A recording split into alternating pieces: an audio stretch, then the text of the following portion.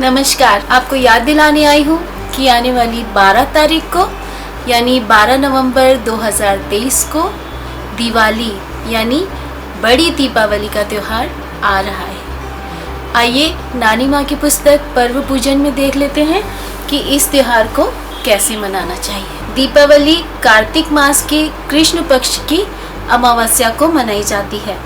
इस दिन लक्ष्मी पूजन का विशेष विधान है। ऐसी मान्यता है कि इस दिन अर्धरात्रि को लक्ष्मी जी घरों में प्रवेश करती हैं। इसी कारण घर का एक एक भाग पूरी तरह से साफ किया जाता है, पुताई रंगाई सफाई की जाती है, द्वार खुले रखे जाते हैं और पूरे घर में चिरागों का प्रकाश किया जाता है।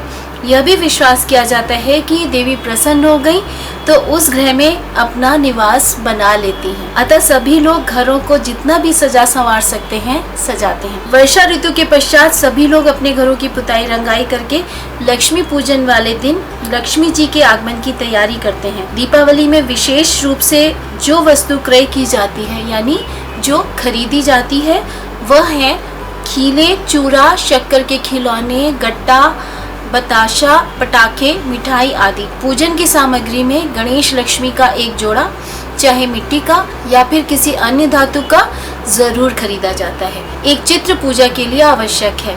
दूध, दही, पान, फूल तथा फूल मालाएं, चावल, दीपक, सरसों का तेल, अगरबत्ती, धूप बत्ती, घी, रुई, कपूर आदि एकत्रित करके पूजा की थाली में रख लेते हैं। अर्धरात्रि अर्थात 12 बजे परिवार के साथ लक्ष्मी जी की पूजा की जाती है। घर में जहाँ पूजा की जाती है उसमें मिट्टी का एक बड़ा सा घरौंदा बनाते हैं। उसमें एक छोटी चौकी पर कपड़ा बिछाकर पहले लक्ष्मी जी को फिर उनके बाईं ओर गणेश जी को स्थापित करते हैं। घरौंदे में शेष स्थानों पर मिट्टी के चौघड़े, चांदी या सोने की कोई नई खरीदी हुई वस्तु तथा मिठाई, फल, फूल, सरसों के तेल व घी के दीपक आदि रखे जाते हैं। सामान्यतया घी के 5 दीपक जलाए जाते हैं और एक बड़ा कच्चा चिराग जिसमें काजल निकालकर दूसरे दिन शुभ मानकर आंखों में लगाया जाता है। जल, रोली, सिंदूर, चावल, फल, फूल से लक्ष्मी जी व गणेश जी का पूजन किया जाता है। इसी प्रकार पास में रखे खातों पर शुभ लाभ लिखकर पूजा की जाती है। पास ही रखे कलम, दवात की भी पूजा उसी प्रकार करने के पश्चात आरती उतारी जाती है।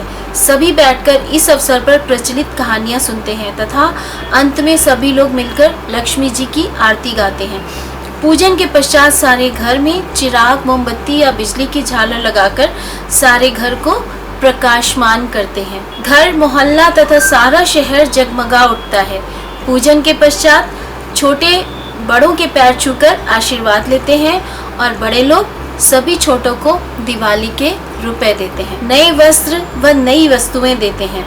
फिर सभी साथ में बैठकर इस अवसर पर बनाया गया विशेष भोजन पूड़ी, कचौड़ी, सब्जियां, सलाद, मिठाई आदि खाते हैं। रात भर जश्न मनाया जाता है। विशेषकर पटाखों का प्रयोग किया जाता है। दोस्तों, पटाखों के बारे में ये लिखा है क्योंकि उस समय पटाखे जलाए जाते थे। कम मात्रा में थोड़े पटाखे चलते थे जो ज़्यादा हानिकारक नहीं होते थे। आज के ज़माने में हमें इस चीज़ का ध्यान रखना है कि हम पटाखे ना जलाएं, अपने वातावरण को बचाएं, उसे पोल्यूट होने से, उसे दूषित होने से बचाएं, जिससे हमारा और साथ ही हर जीव का स्वास्थ्य अच्छा बना रहे। दीपावली की कहानी। एक समय धर्मपुत्र युधिष्ठिर ने भगवान श्री कृष्ण से विनय की कि भगवान हमें कोई ऐसा उपाय बताएं जिससे हमारा सारा राज्य तथा लक्ष्मी पुनः प्राप्त हो जाए। श्री भगवान बोले, राजन, जब दैत्य बलि राज करते थे तब उनके राज्य में प्रजा सुखी थी। वह मेरा प्रिय भक्त था। एक बार राजा ने 100 अश्वमेध यज्ञ करने की प्रतिज्ञा की। जब 99 यज्ञ पूरे हो चुके और एक अंतिम यज्ञ शेष रह गया तो इंद्र को अपना सिंहासन छिन जाने का भय हुआ, क्योंकि 100 अश्वमेध यज्ञ करने वाला इंद्रासन का अधिकारी होता है। तब सारे देवता इंद्र को साथ लेकर क्षीर सागर में शयन करते हुए भगवान विष्णु के समक्ष उपस्थित हुए। सभी ने वेद मंत्रों से उनकी स्तुति की। भगवान के प्रकट होने पर इंद्र ने अपना दुख उनको सुनाया। सारा हाल सुनकर भगवान विष्णु ने इंद्र आदि देवताओं को सांत्वना देकर इंद्रलोक जाने की आज्ञा दे दी। भगवान इंद्र स्वयं वामन का रूप धरकर 100वां यज्ञ पूर्ण करते हुए राजा बलि के यहाँ पहुंचे और राजा से उन्होंने 3 पग पृथ्वी का दान मांगा। दान का संकल्प हाथ में लेकर वामन भगवान ने एक पग में सारी पृथ्वी नाप ली, दूसरे पग में अंतरिक्ष नाप लिया और तीसरे पग को उनकी पीठ पर धारण किया। तब श्री वामन देव ने राजा बलि से वर मांगने को कहा। राजा बलि ने कहा, कार्तिक कृष्ण पक्ष की त्रयोदशी, चतुर्दशी और अमावस्या 3 दिन इस पृथ्वी पर मेरा राज्य रहे।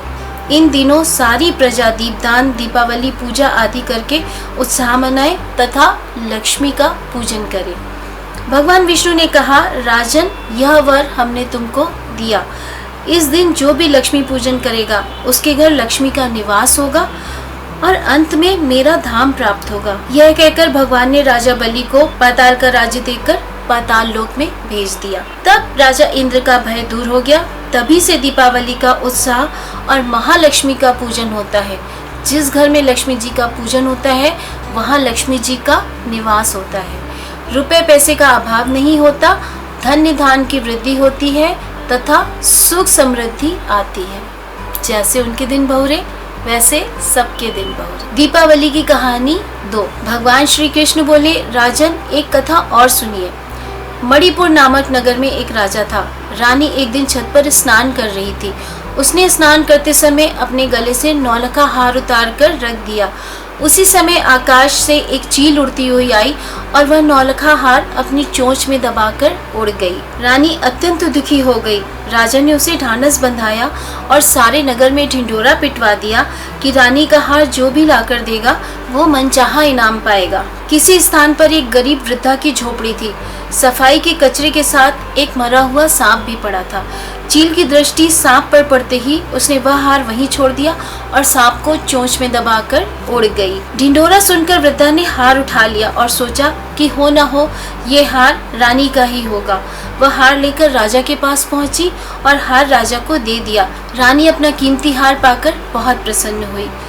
राजा ने वृद्धा से अपना इनाम मांगने को कहा। तब वृद्धा ने कहा कि राजन, आज से 8वें दिन महालक्ष्मी जी का पूजन है। उस दिन नगर में कोई भी लक्ष्मी पूजन व दीपावली ना करे, केवल मैं ही पूजन करूंगी। उसके लिए तेल, बत्ती, दीपक सब सामान मेरे घर पर भिजवा दे। राजा ने कहा कि मुझे भी लक्ष्मी पूजन करना है। तब वृद्धा ने कहा, राजन, पहले मैं पूजा करूंगी, उसके बाद आप करिएगा। आधी रात को लक्ष्मी जी धरती पर पधारी। सारे नगर में अंधकार छाया हुआ था, केवल वृद्धा के घर में प्रकाश था। वृद्धा ने लक्ष्मी जी से कहा, लक्ष्मी बड़ी चंचल होती है, पहले तुम 3 बार वादा करो कि तुम हमारी 7 पीढ़ियों तक हमारे घर पर रहोगी, तभी हम तुम्हारी पूजा सत्कार करेंगे। लक्ष्मी जी ने वादा किया और वृद्धा के घर अतुल धन संपत्ति का निवास हो गया। तभी से राजमहल और धनी निर्धन सभी, राजा से रंक तक के घरों में सर्वत्र लक्ष्मी जी का पूजन होता है। खुशी से दीप जलाए जाते हैं और दीपावली मनाई जाती है। इसे दीपमालिका एवं दीपों का त्योहार भी कहा जाता है। भगवान श्री कृष्ण बोले, हे धर्मपुत्र, महालक्ष्मी पूजन तथा दीपावली उत्सव से लक्ष्मी की प्राप्ति होती है। इसलिए राजन, तुम भी महालक्ष्मी का पूजन करो।